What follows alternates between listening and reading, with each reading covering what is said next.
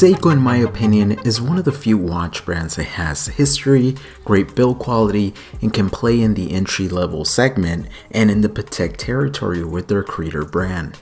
Today we're taking a look at the Seiko SRPL07 with a deep blue dial. Seiko also released a brown dial version, the SRPL09.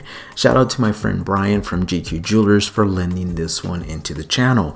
If you're in the market for a Seiko, a Ball, a Squale, a Casio, want to serve as your watch, or want a custom build, Brian is your guy.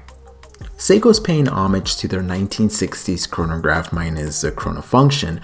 However, that's one of the first things I want to mention. This watch, in my opinion, very much resembles and reminds me of the Omega Speedmaster, and that's a great thing because the Speedmaster is one of my favorite watches. Because of its historical connection, today's 60s style models have the DNA of a sports watch. These new models have an even more retro feel than previous style 60s variants. And the steel bezel fits the overall aesthetics like a glove. Speaking of the bezel, you really need to get close to it to admire the knurling on it.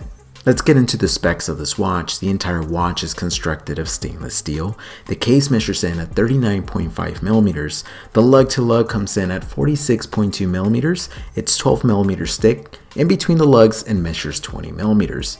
The overall watch with the unsized bracelet weighs in at 130 grams. The water resistance is 50 meters. I personally think if this watch had 100 meters, it will be a near perfect watch. On the right hand side of the case, there is a push and pull sign 5.5 millimeter crown that's easy to operate, so no complaints there. The entire case is polished and very much has that traditional dress watch Seiko shape that we're all familiar with. I've always been a fan of those square lugs and of course those drilled lugs on the side of the case for easy strap changes. I also think that the combination of the high polish case and the knurling on the bezel blend perfectly. Seiko continues to not use sapphire in their entry-level pieces. Instead, they opted for a box-shaped Hartlix crystal. I have to say that I actually really do like the look of the crystal on this watch. It just fits the aesthetics. The dial looks black, but once a little light hits it, the navy blue radiates and is very elegant. Those sharp hands along with the applied indices really make this watch look a lot more expensive than what it is.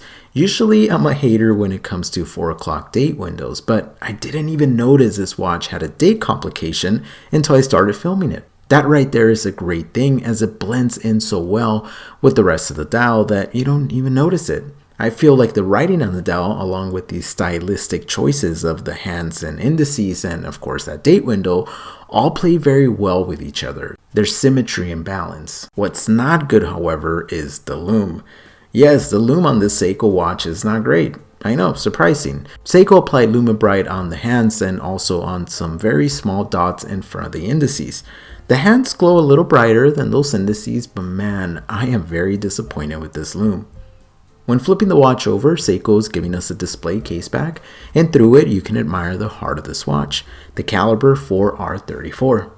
This movement can be hacked, hand wound, has 23 joules, beats at 21,600 beats per hour, and has an approximate power reserve of 41 hours. I've spoken at length in other videos for my love of Seiko watches and, well, their calibers. Sure, they're not the most accurate, but they're reliable and very inexpensive to replace. The flat link bracelet is stunning. There's a mixture of polishing and brushing, and when the light hits the polished portions, this bracelet comes alive. The bracelet does have a male sign clasp, and the overall feel is good compared to other Seiko bracelets I've experienced. On my 6 7/8 inch wrist, the watch fits perfect. The bracelet is very comfortable, and thanks to its 20mm lug width, the watch is a strap monster. Look, this watch is far from perfect, but for the price point, you get a lot of watch. I love the retro look of this one, and the overall dimensions align with me perfectly. Sure, the watch needs some upgrades, but this watch is such a good looking piece that I can overlook most of them. Let me know what you guys think. Can Seiko continue to get away with entry level specs and charge $575? Or will the community rise up and demand better specs? Or simply let it pass because Seiko, well, it's near and dear to most. I hope you guys enjoyed this video. Please comment, like, and subscribe to the channel for more content. Until next time, be safe out there and stay humble.